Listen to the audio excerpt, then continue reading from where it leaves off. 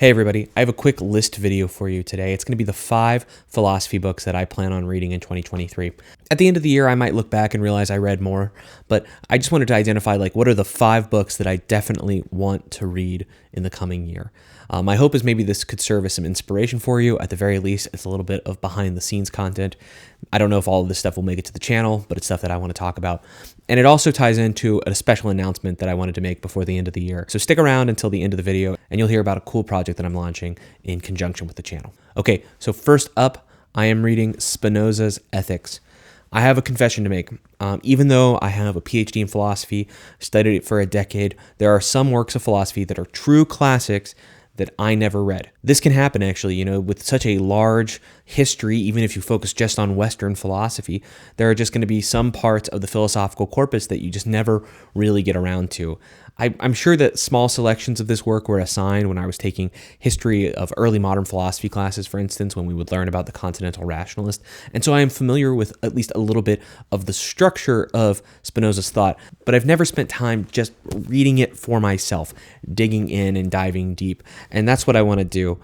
This is a very interesting book in structure. It's written almost like a geometric style with propositions and proofs, and yet it's dealing with really interesting metaphysical heady conclusions about pantheism and such. If all goes according to plan, this is going to be like a solid March book for me, because there are a few other books that I want to get to first. The second book is actually going to be the first book that I start reading in 2023, I think. That's because it's really difficult, and as you may or may not know, my wife and I have a son on the way, and he's due in May, so if I want to read really hard books, I should probably try to read them before he gets here. So that's when I'm going to read Hegel's Phenomenology of Spirit.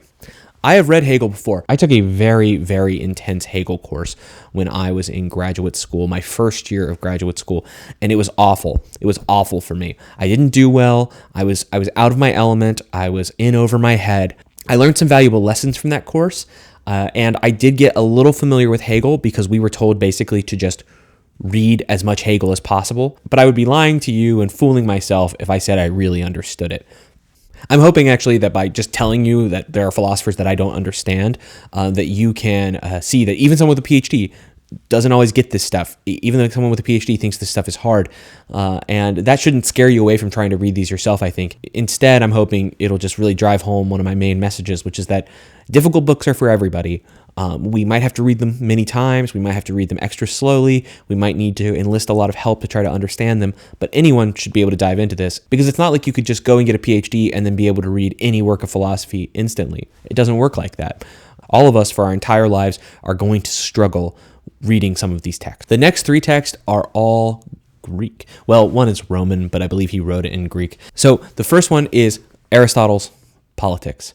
I'm reading Aristotle's Politics in part because I have a sort of side project of mine is to become more educated in political philosophy, an area that I didn't really ever focus on when I was in graduate school. But the second reason I want to read it is that Aristotle's Politics, at least I was always taught that Aristotle's Politics is like a natural follow-up. It is basically the sequel to the Nicomachean Ethics. The Ethics and the Politics actually form like a complete whole. This is not a universally held opinion I've been able to glean when I talk to other Aristotle scholars, but it's an interesting idea. The man who taught me the Nicomachean Ethics definitely believed it. The fourth book, I've actually started reading it already. Been reading it for a little while, reading it slowly. I read it before I go to bed.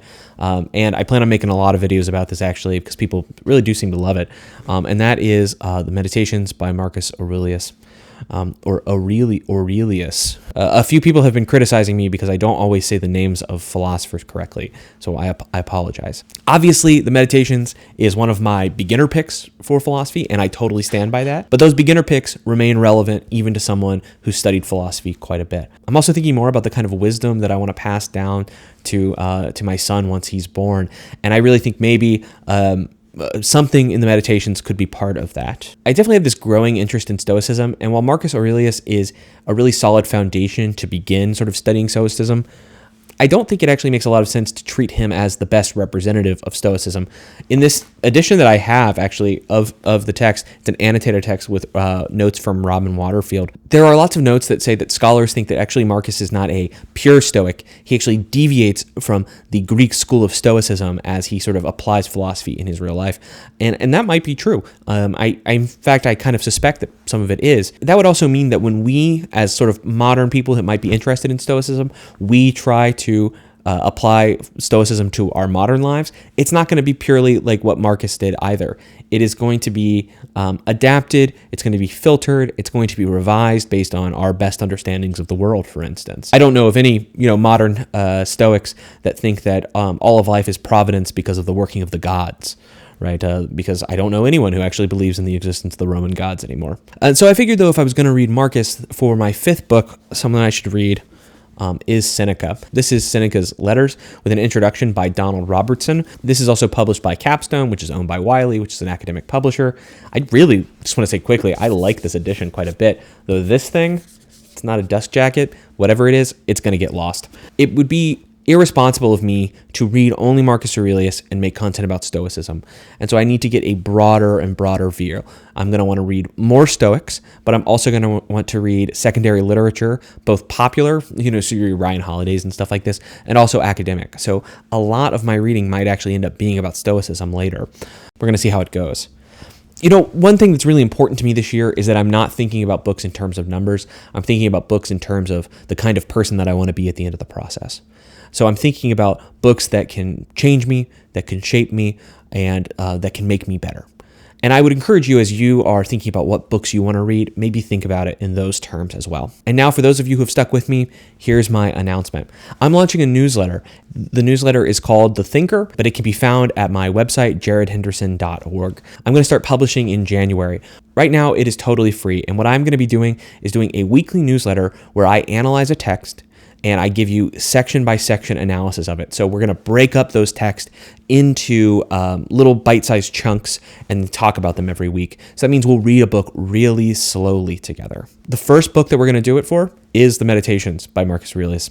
After that, we might move on to Aristotle, either Politics or the Nicomachean Ethics. I can't guarantee that every part of the newsletter will always be free. I don't know what the future holds, but I can guarantee that there will always be at least some part of the newsletter that is free. So there's no risk in signing up that I'm going to suddenly paywall everything. If you're someone who's looking for some help reading those difficult philosophical texts, and you want someone who knows a little bit more about philosophy to help you out, this is it. This is the resource I think you've been looking for. I'm not an ancient philosophy scholar. That was never my specialization.